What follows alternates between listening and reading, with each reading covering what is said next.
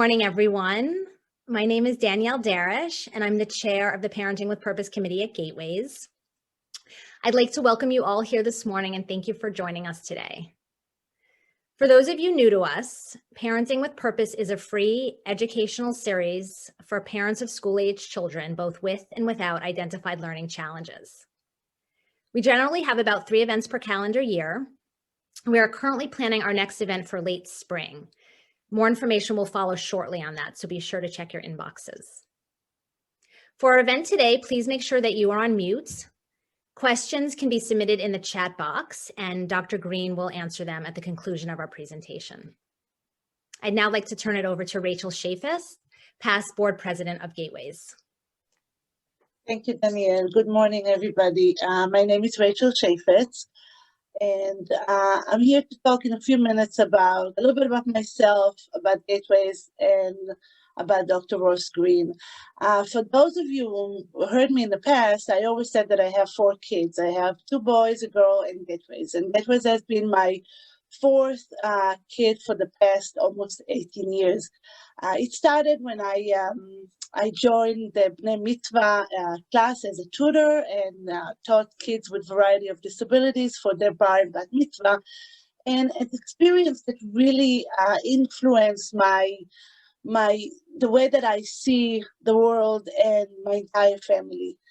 And I held different positions in Gateways until I became the president of the board, which I still consider to be one of the highlights of my life. And throughout the years, I've learned the importance of Gateways for our community, but especially for our family. I always said that when they build it, they will come. And my 3rd child was born in 2006 and was diagnosed at the age of 2 with PDD on the spectrum of autism. And Gateways, just turned to be from an organization that I'm involved in to really a huge part of our family. My older kids were teen volunteers, and Ben attended the program since he was 4 years old, until like 2 years ago, which was the highlight of his life and our life, and he became a bar mitzvah, a Gateways bar mitzvah, which was one of the most amazing things.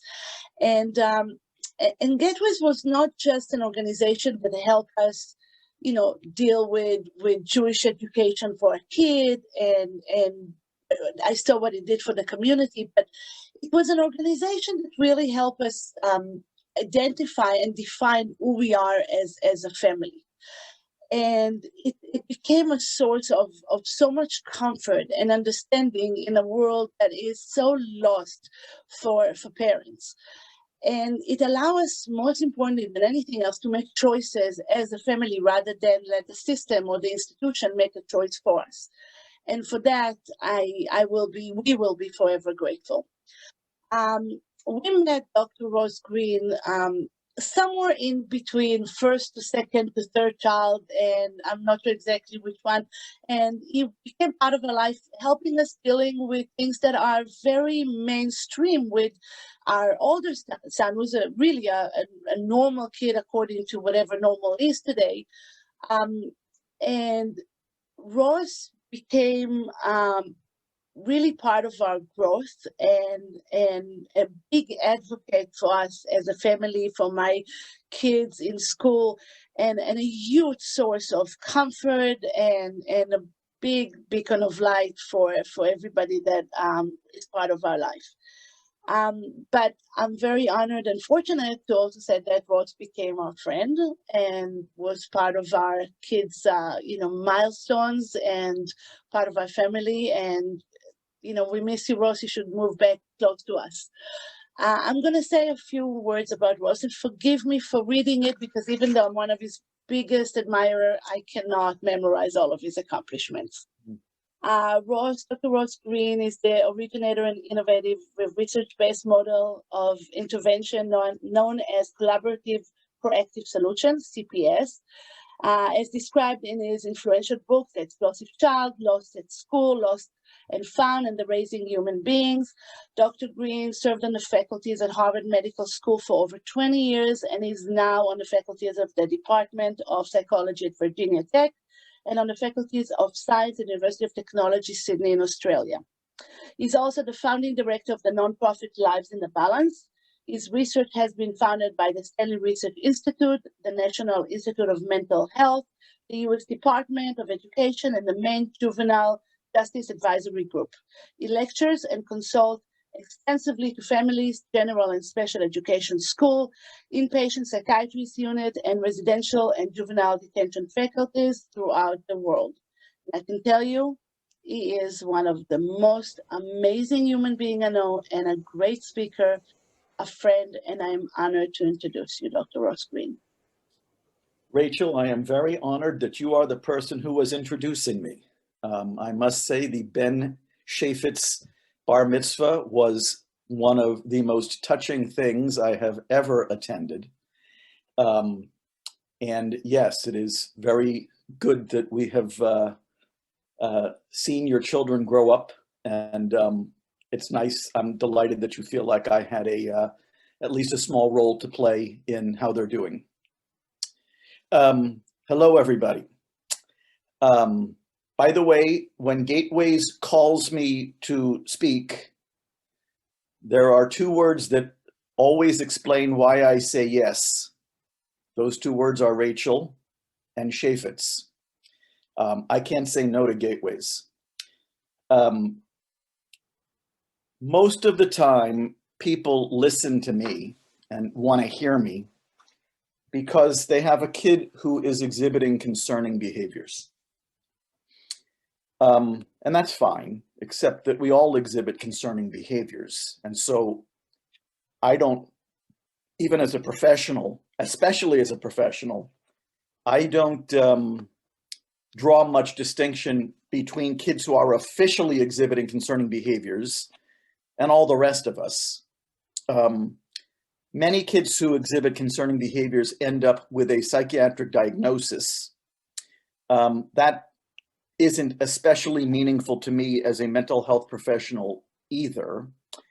Generally speaking, I encourage people not to take diagnoses too seriously because diagnoses, especially childhood psychiatric diagnoses, are just long lists of behaviors. So when concerning behaviors. So when you are talking about diagnoses, you're still talking about concerning behaviors. There's not that much difference between the two. What I help people focus on instead of the kid's behavior and instead of the kid's diagnosis are the expectations that the kid is having difficulty meeting. And this is a very big shift for many caregivers. Many caregivers are accustomed to focusing primarily on what the kid's behavior is that we don't like. Not me. And not me for a good reason. Behind every concerning behavior is an expectation that a kid is having difficulty meeting. The expectation comes first. The behavior is simply the way the kid is communicating to us that they are having difficulty meeting a particular expectation. And what's fascinating is, while some of the behaviors may not be mundane, the expectations kids are having difficulty meeting that are setting in motion those behaviors tend to be fairly mundane. These days, because I'm not very diagnostically focused, I just divide the behaviors kids exhibit to communicate to us that they're having difficulty meeting expectations into two different groups of behaviors. And this is a fairly artificial distinction as well, but it helps me make a really important point. As it relates to the behaviors kids exhibit to communicate to us that they're having difficulty meeting certain expectations, the kid is either lucky or unlucky. What are lucky ways of communicating that you're having difficulty meeting certain expectations? Let's start with the holy grail of lucky, using your words. It doesn't get any better than that, especially if they're the right words. But also whining, pouting, sulking, withdrawing, crying. Why are those ways of communicating that you're having difficulty meeting certain expectations lucky? Those ways aren't going to get you popped into timeout.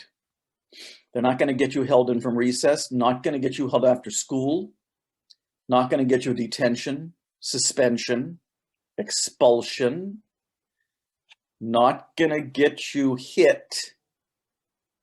Do you know that the United States is one of the few countries left in the world that still has an outlawed spanking?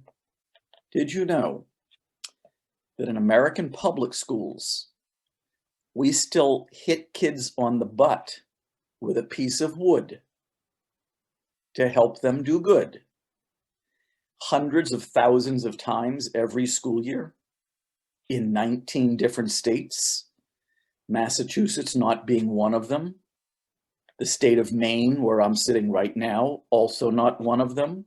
I'll let you use your imaginations as to which states we're probably talking about here.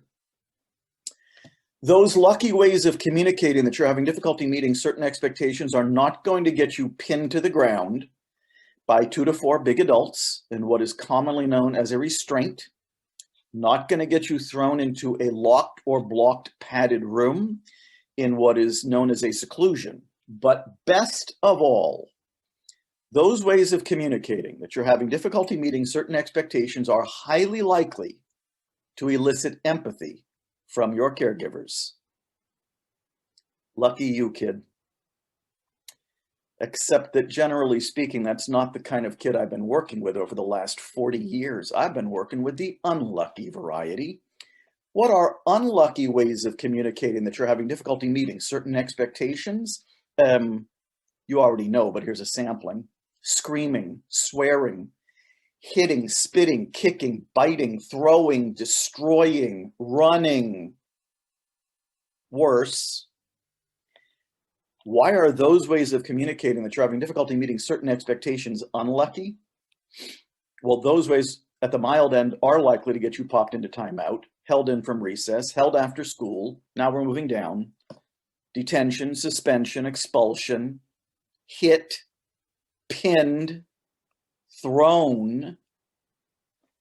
But worst of all, those ways of communicating that you're having difficulty meeting certain expectations are far less likely to elicit empathy from your caregivers. Even though the field of developmental psychopathology has been telling us for a very long time that whether you are communicating that you're having difficulty meeting certain expectations in ways that are lucky or unlucky, your behavior is communicating the exact same thing. I'm stuck. There are expectations I'm having difficulty meeting. That's all concerning behaviors are. Whether lucky or unlucky, that's what concerning behaviors communicate. There's an expectation I'm having difficulty meeting. So what I have spent the majority of the last 40 years encouraging people to do is stop focusing so much on the behavior, the signal, the fever, and focus instead on the expectations the kid is having difficulty meeting that are causing those behaviors. It is a much more productive approach. And here's a big reason why. If you're focused on behavior, then what's going to make sense to you in terms of what you should do to try to help a child is modify the behavior. How do you modify a kid's behavior? By rewarding the behaviors you like and punishing the behaviors you don't. Which is all well and good, except that, as I always say, you can reward and punish till the cows come home. You won't solve a single problem that's causing those behaviors that we're busy rewarding and punishing. Rewarding and punishing doesn't solve problems. It just gives kids the incentive to behave well.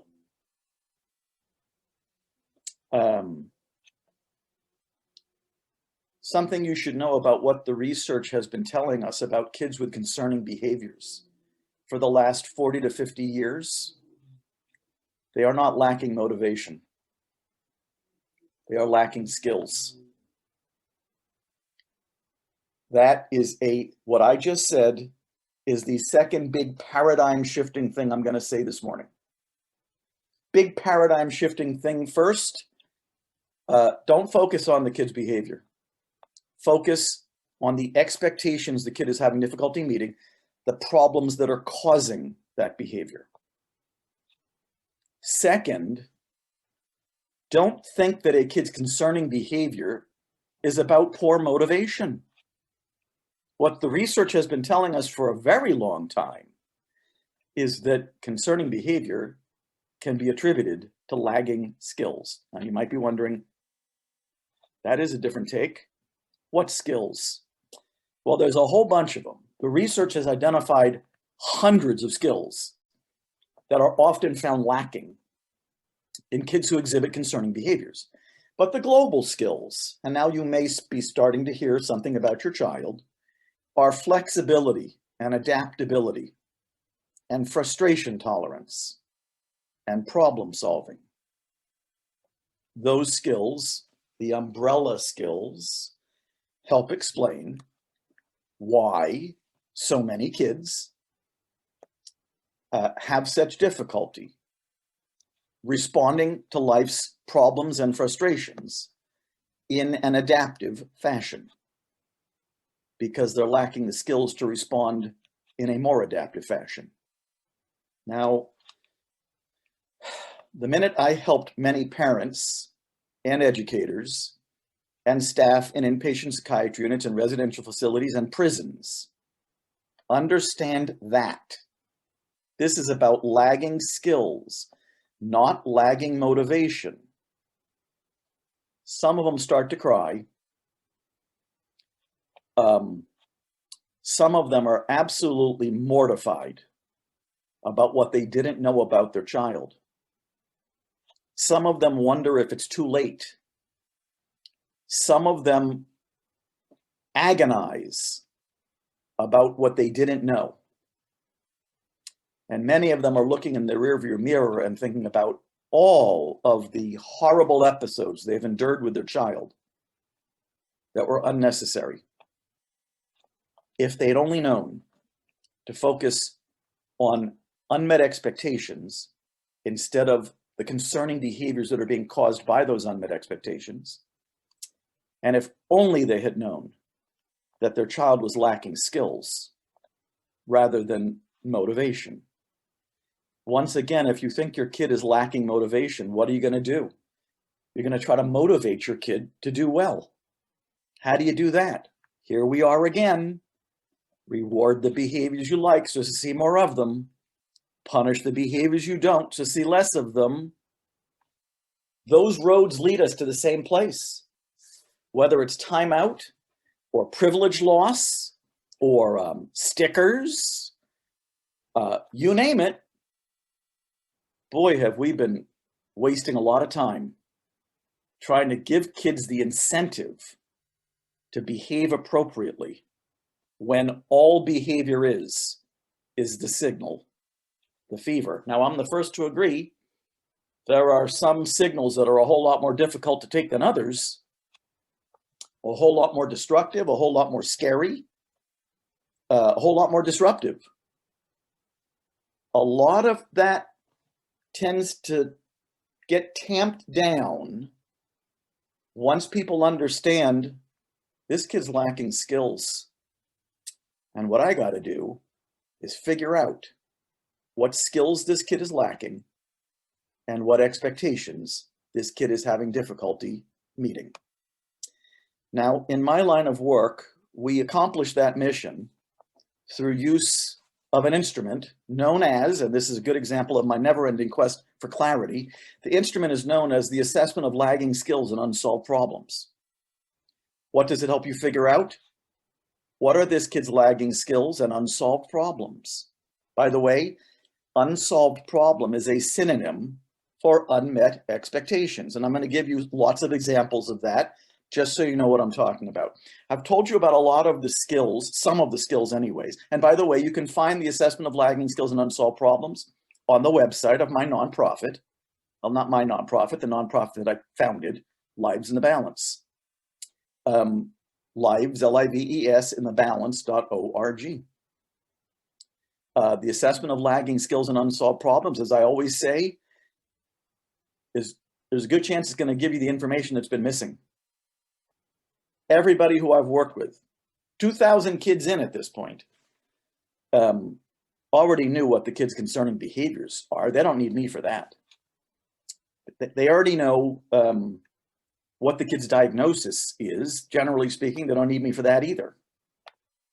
The information that's been missing, what are this kid's lagging skills? What are this kid's unsolved problems? So now I've given you a little taste of what the lagging skills could be. The unsolved problems are even more important. What do I mean by unsolved problems? Well, by the way, I also refer to them as problems that have yet to be solved. I also refer to them as problems that are waiting to be solved. Why are these problems still unsolved? Because if we don't identify what they are, then they won't get solved. And why might we not identify what they are? Because we're so focused on the kid's behavior and modifying it. By the way, I'll get to the unsolved problems in a second, but there's something I like to say. There are characterizations of kids with concerning behaviors that you just do not use when you're implementing this model. They all come from a place that says, this kid isn't motivated to do well. But the overarching theme of this entire model is kids do well if they can. If this kid could do well, this kid would do well. If this kid isn't doing well, something must be getting in the way. What's getting in the way? We just covered it. Lagging skills, unsolved problems. Of course, what we've been believing for most of human evolution is something different. Kids do well if they wanna. Kids do well if they can, and kids do well if they wanna are two completely different mentalities. If you have a kids do well if they wanna mentality, then what do you think your role is in the life of your kid? Make your kid wanna do well. We just arrived back at rewarding and punishing again. We just came back to rewarding and punishing again. There's a lot of things you don't say anymore when you get rid of kids do well if they wanna and move on to kids do well if they can. Things like attention seeking, manipulative, coercive, unmotivated, limit testing, lazy.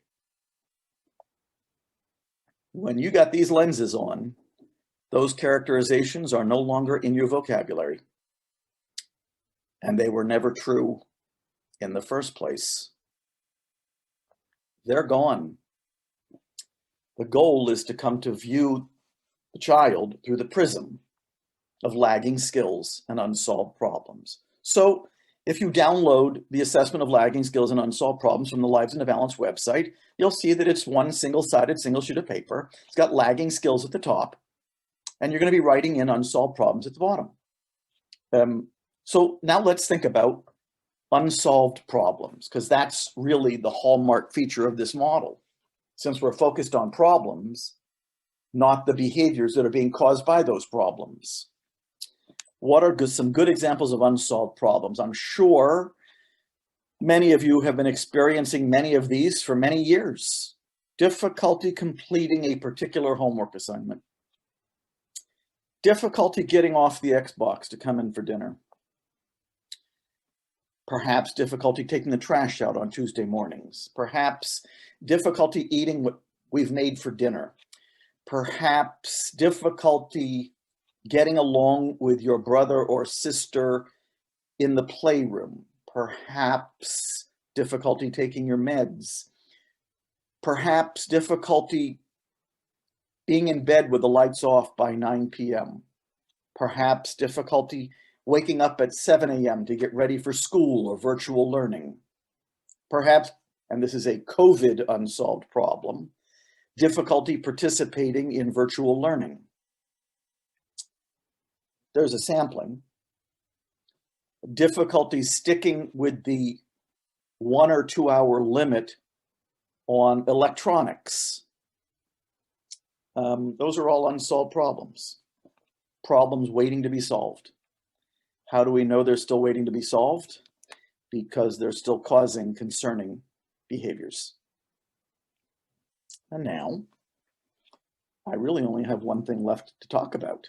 Believe it or not, we're already more than halfway through this. But goodness, we've covered some really crucial paradigm shifts already. Let me implore you to download the Assessment of Lagging Skills and Unsolved Problems from the Lives in the Balance website. It's the information that's missing. Once you have that information, your child's concerning behaviors become highly predictable. And the problems that are causing those behaviors can be solved proactively. And that's crucial. As I'm describing the problem-solving process, the last thing I want you thinking is, oh, so this is something we're going to do in the heat of the moment when the problem pops up again. No way. The reason you're using the assessment of lagging skills and unsolved problems to identify those unsolved problems is so that you can solve them proactively. As I frequently say to the parents and the teachers and the staff members that I work with, I'm going to get you out of the heat of the moment. I'm going to get you out of the heat of the moment. Nothing good happens in the heat of the moment. When you're in the heat of the moment, you are in crisis management mode. When you are solving the problems that cause you to be in the heat of the moment, you are in crisis prevention mode. The things that get done to kids whose concerning behaviors are of the unlucky variety in the name of crisis management are deplorable, sickening.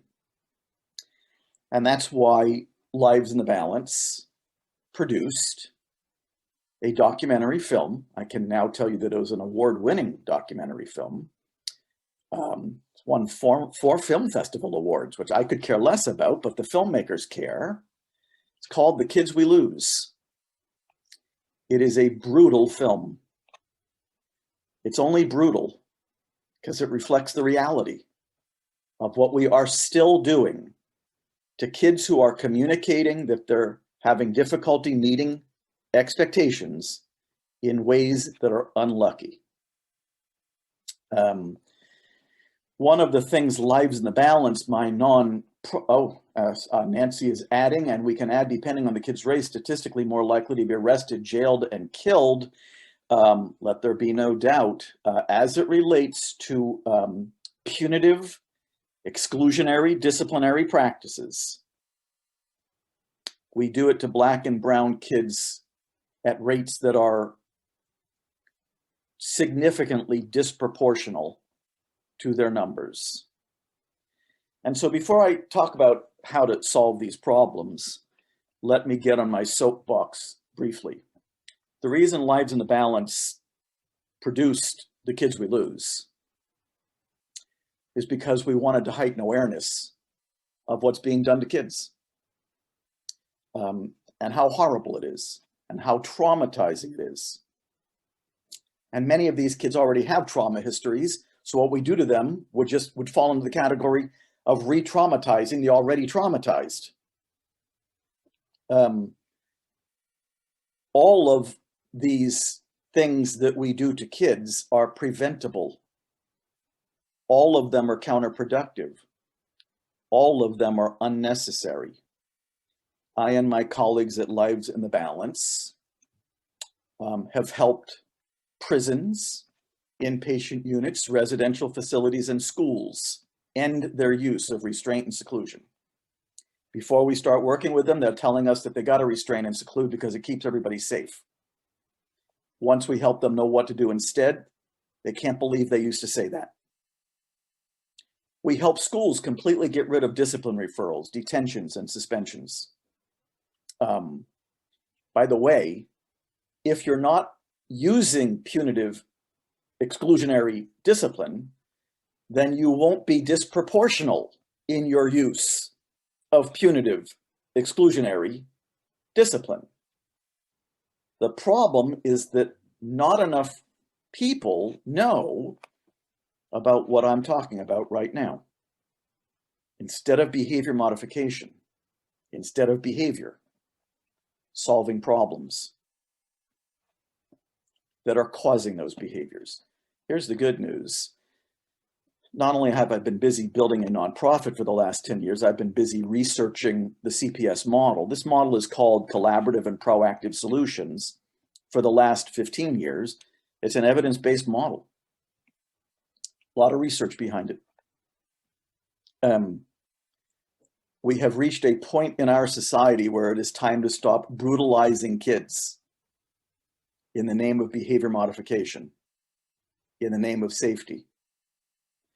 And of course, in many of the places that these things are being done, the rationale is, well, these are very difficult, complex kids. Yeah. There are all kinds of very difficult, complex kids in classrooms across North America where they are not being restrained and secluded, where they're not being hit. So that doesn't fly. How do you solve problems collaboratively and proactively? This is what I've been busy teaching people how to do, and my colleagues and my trainers now teaching people how to do for about the last 30 years. There are 3 steps. And by the way, for those of you who are joining in here and have a kid who doesn't exhibit concerning behaviors, just as applicable. For those of you who are thinking, you know, I think I've got some problems I'd like to solve with my significant other, listen carefully. It's the same 3 steps. The 3 steps are called the empathy step, the define adult concern step, and the invitation step. Kimberly is asking how to define the problems without wrapping the behavior. Well, let me give you some of those examples I just gave you. Difficulty getting off the Xbox to come into dinner. No behavior in there. Difficulty getting off the Xbox within the 1-hour time limit. No behavior in there. No hitting, no swearing, no screaming. You don't need to include that in the wording of the unsolved problem. I'll get to the define adult concern step in a minute. The empathy step is where you are gathering information from the child so as to understand what's making it hard for the child to meet a particular expectation. The empathy step gives us information that we probably didn't have. The hard part about the empathy step is that we adults often believe that we already know what's making it hard for the kid to meet a particular expectation. So a lot of adults really don't see the point in asking. Case in point, a father who I was doing a podcast with maybe 1.5 years ago was telling me that his 3-year-old daughter was having, here's the unsolved problem, difficulty brushing teeth before going to bed at night. A seemingly mundane, unsolved problem that is causing concerning behaviors in households in North America millions of times every night. He thought he already knew why his 3-year-old daughter was having difficulty brushing her teeth before she went to bed at night. He was sure it was the taste of the toothpaste. So he didn't do the empathy step. He just headed straight for solutions. He was telling me 8 to 10 different flavors of toothpaste later, she was still having difficulty brushing her teeth before going to bed at night. First of all, who knew that there were 8 to 10 different flavors of toothpaste? Secondly, here's what's amazing. People frequently say to me, isn't this problem-solving process going to take a lot of time? Not as much time, nowhere nearly as much time as it's going to take to try and use 8 to 10 different flavors of toothpaste. So he did the empathy step with his daughter. The empathy step begins with an introduction. Here's what that sounds like. I've noticed you've been having difficulty brushing your teeth before going to bed at night. What's up? Here's what he learned. When you brush my teeth with the electric toothbrush, it gets water all over my face and I hate it. As I said to the father, well, now there's a concern that 8 to 10 different flavors of toothpaste would never address. How do you get the information from your child? A lot of people, when they hear about the empathy step, they think, well, some people think my kid's completely nonverbal. We do the empathy step with kids who are completely nonverbal all the time, just not necessarily through the spoken word. Kids who are nonverbal communicate. They don't communicate through the spoken word, but that doesn't mean they don't communicate, and that doesn't mean they can't communicate, and that doesn't mean they can't help us understand what's making it hard for them to meet a particular expectation. There's pictures, there's assistive technology, there's, you name it. In kids who can, a lot of people want to know, will say to me, my kid can talk, but he isn't gonna. I wonder if your kid isn't talking because your kid is waiting for you to lower the boom. Why talk when you're about to get slammed?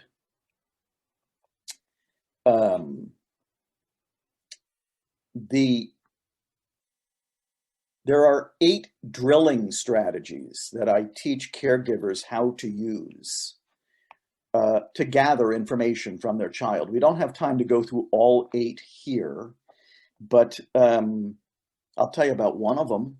It's the most important one.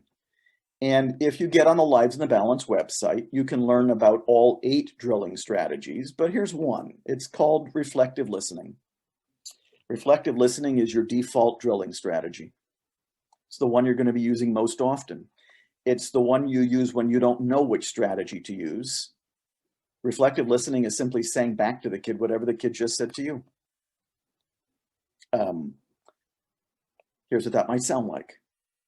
I've noticed you've been having difficulty completing the double-digit division problems on the worksheet in math for homework.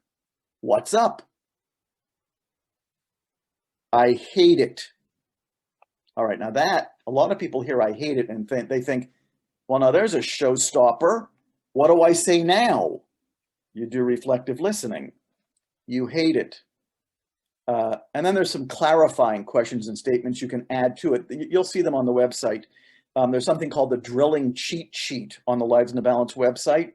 It's got all these details in much greater detail than I can go over here. How so is it? How so do you hate it? It's stupid. Uh-oh, another showstopper. No, just do reflective listening. It's stupid. I'm sorry, I'm not exactly sure what you mean. How do you mean that it's stupid? It's stupid that my teacher gives us homework that we don't know how to do. Uh-huh. Are we starting to get some traction here? We are. You're not stopping there, by the way. You're going to keep going. But at least you've moved past the ones that feel like potential showstoppers, and you are starting to gather information. That's the empathy step. There's a lot of videos on the Lives in the Balance website to show you what the empathy step looks like. There's also a video to teach you how to use the assessment of lagging skills and unsolved problems. And by the way, all of that is free. The define adult concern step is where you are entering your concerns into consideration.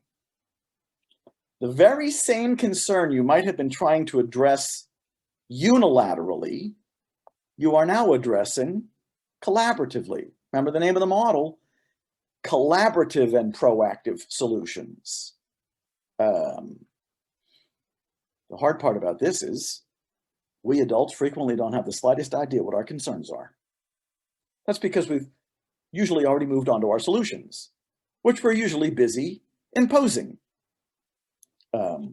What are you concerned about? You need to answer the following question to know what your concerns are. Why is it important that this expectation be met? Here's what I'm always telling caregivers. If you don't know why it's important that this expectation be met, then I don't know why you have this expectation. Your concerns fall into one or both of two categories: how the unsolved problem is affecting the kid, learning, safety, health, and or how the unsolved problem is affecting other people, learning, safety, health. What was the father's concern about his daughter having difficulty brushing her teeth before going to bed at night? Here's what he said. If you don't brush your teeth before you go to bed at night, I mean, this is not like earth-shattering. Seldom is it. Then you're going to have bacteria on your teeth overnight, and that could cause cavities. And it hurts a lot to get cavities filled, and I don't really feel like paying for it if I don't have to. There are now two sets of concerns on the table. No turning back now. The invitation. This is where kid and caregiver are putting their heads together, collaborating on a solution. But a solution that must meet two criteria. It's got to be realistic, meaning both parties can truly do what they're agreeing to do.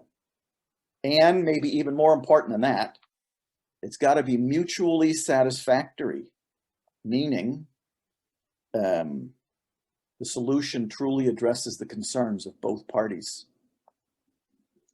Here's what I've been saying a lot lately, and world history bears me out on it, as well as my work with thousands of kids.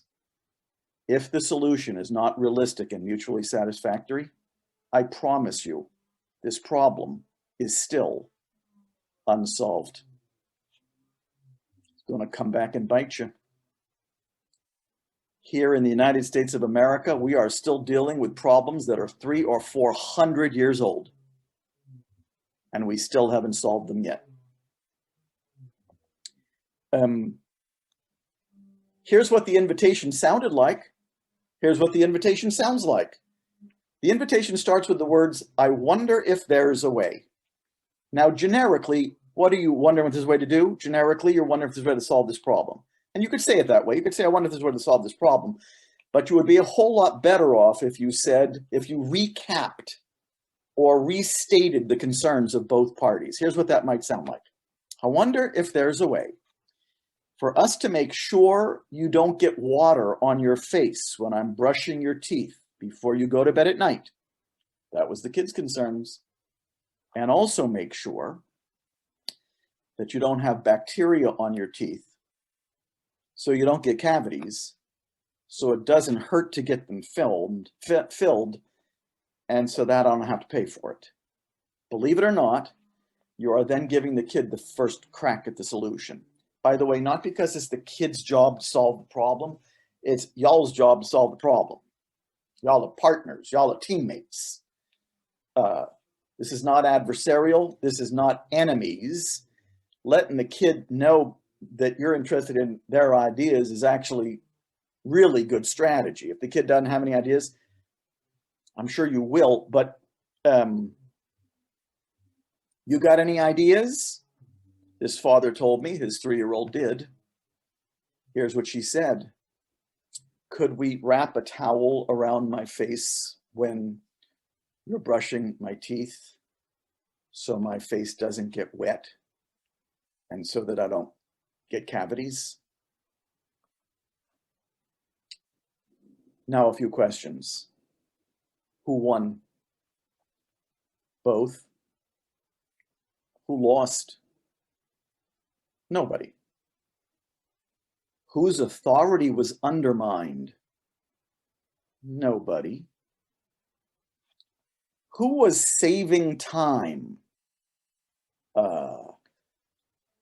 This problem-solving process takes a whole lot less time than battling with your kid every night to try to get them to brush their teeth.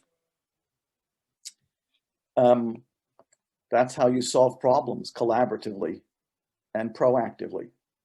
Once again, lots of video on the Lives in the Balance website to give you even more examples of what this looks like all the way through. But now, pop your questions into the chat box because I'm happy to start answering them.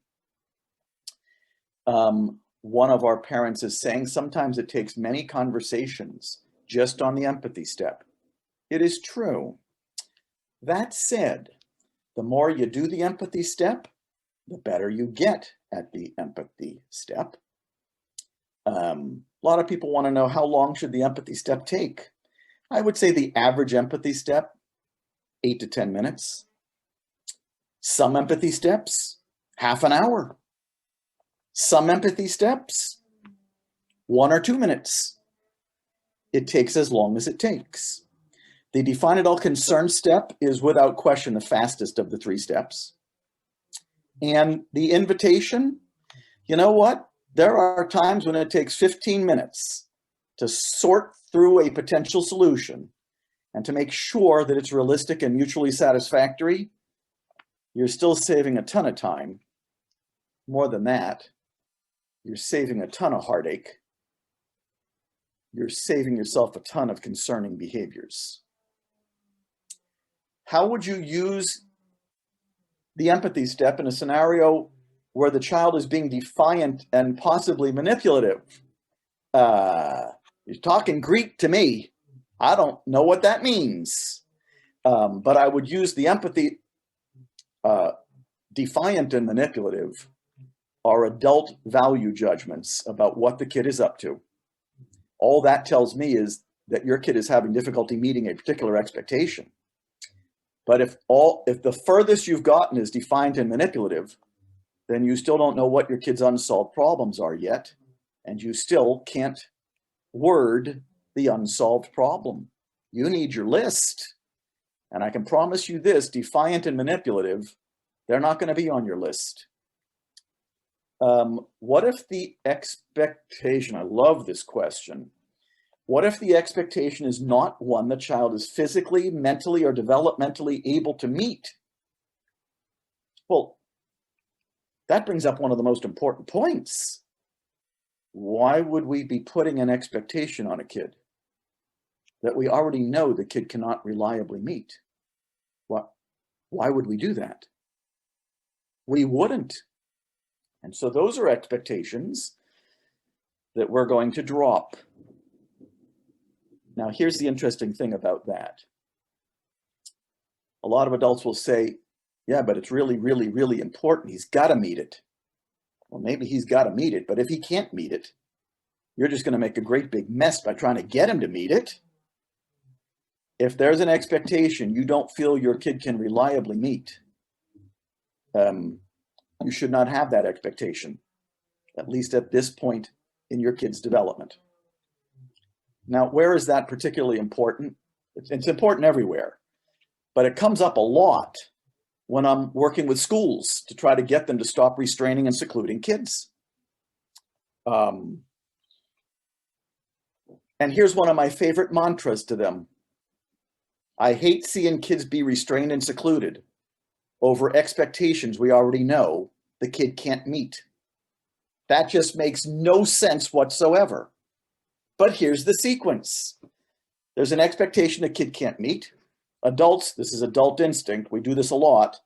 The adults push the kid to meet the expectation anyways.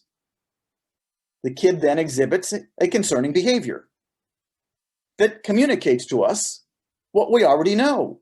I can't meet that expectation.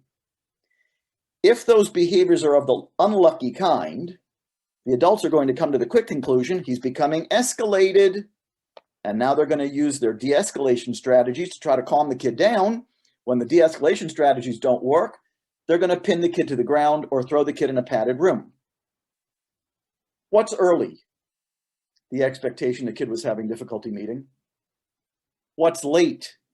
The restraint and seclusion.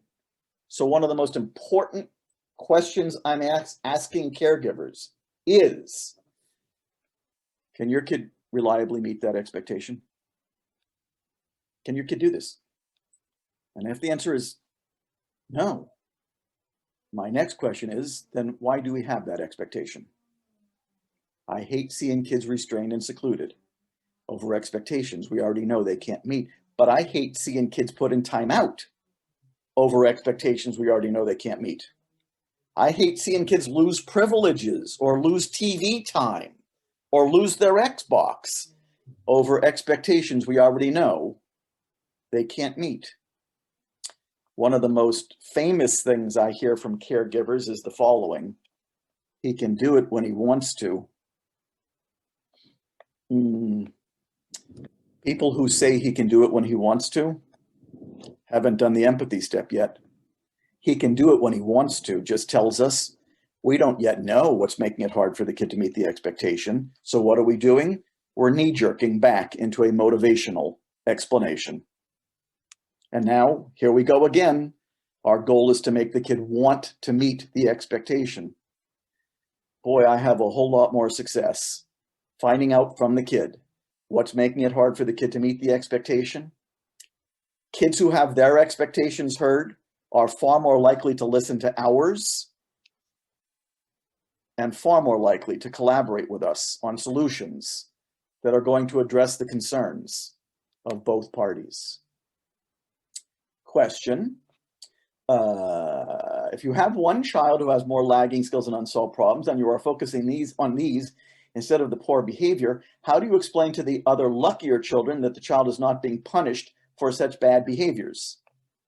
Well, the first thing I would do is explain to them that you've tried that punishment thing for a long time and it didn't get you very far. So what's the point of that? And they may actually understand that. They may sit there and go, you know, you got a point. You've been pretty hard on my brother and he's still having all the same problems he had 3 years ago. You don't pick up credibility by doing that. That's not credibility. So one thing I would explain is why the punishment hasn't worked. The punishment hasn't worked because it doesn't solve the problems that are causing the behaviors that we're busy punishing your brother over in the first place. But here's another idea. Just solve problems collaboratively and proactively with all your kids. And now no one's going to notice that there's any difference. Can you use this process with two children together who are not meeting the same expectations? For example, getting ready for bed and not playing.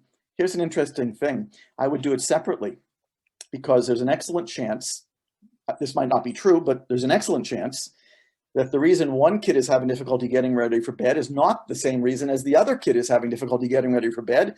And so you might end up with two completely different solutions because what's getting in the way for both of them is different. Just because it's the same unsolved problem doesn't mean it's going to be the same solution. You'll find out what's getting in the way when you do the empathy step. What about a 3-year-old who hits? He is able to not hit, and the expectation is that he shouldn't hit. You really can't do steps 1 and 3 here. Well, that's right. You can't do step number 2 either because you're still focused on the concerning behavior, hitting. You got to fill out the assessment of lagging skills and unsolved problems so you can move past the signal, hitting, and on to the unsolved problems that are causing the hitting. And then you'll be able to do all 3 steps.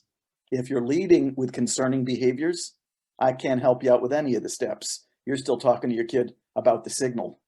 You're still talking with your kid about behaviors. What you're talking with your kid about in this model are the problems that are causing those behaviors. Any tips for a child who simply refuses to collaborate in the process?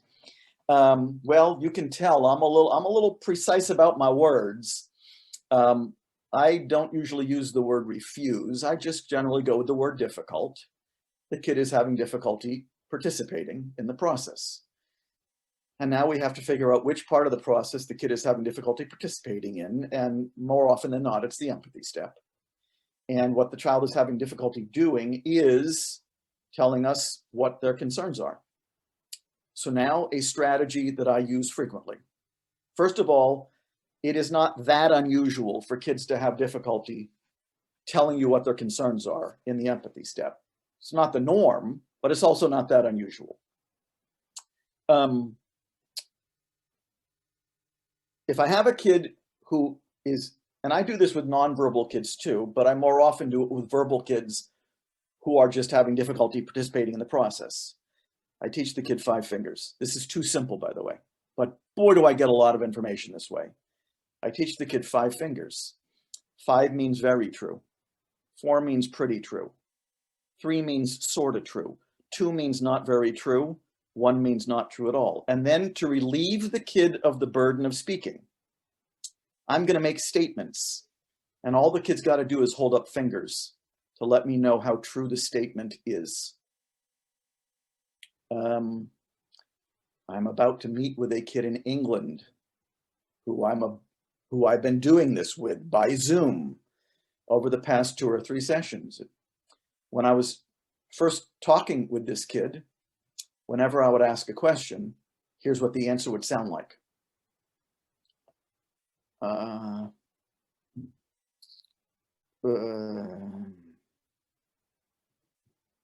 This would go on for like 40 seconds.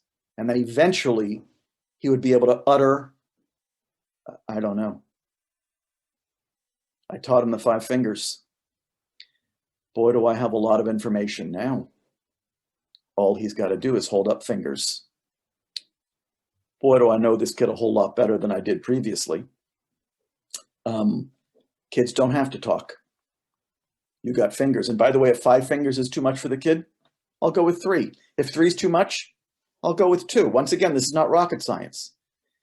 If fingers are not the kid's gig, I'll take sticky pads and put it in front of the kid with yes and no on the sticky pad. And all the kid's got to do is tap to let me know how true my statement is, or true false. One of the things that I've been doing over the last 20 years is developing very creative ways to communicate with kids who, for whatever reason, are having difficulty participating in the empathy step, because it is that crucial for us to get the information from the horse's mouth about what's making it hard for the kid to meet a particular expectation. Let's see if I have, all right, I think we have time for one more. If in the empathy step, the kid says, it's just hard for me to control myself to remember not to say hurtful things to my sister, it's become a habit, how would you suggest to do step 3? I would suggest that you need to keep drilling in the empathy step so that you have a much more specific concern to work with on the part of the kid. That might be the first thing the kid said, but that's not all there is to it. You got to keep going. You don't run with the first thing the kid says in the empathy step. You keep going until you feel like you have a very complete understanding of what's making it hard for the kid to meet a particular expectation. On that note, Gateways, thank you for inviting me to do this. I have a kid in England who is waiting to hold up fingers for me, and there are many things I am very eager to ask him about why he's having so much difficulty going to school, which has been a chronic problem since this kid was 5 years old. We are now 7 years later. He has seen many therapists. None of them were able to get the information because one of them recommended that the parents put chocolate in the car as the means for getting the kid to go to school. What did the kid do with that? He got in the car, ate the chocolate, and got out of the car. Clearly, he needed something more than that. I hope this has been very helpful. Please get on the Lives in the Balance website. It will take you much further than I can take you in an hour. And Rachel Chaffetz, always good to see you. Take care all.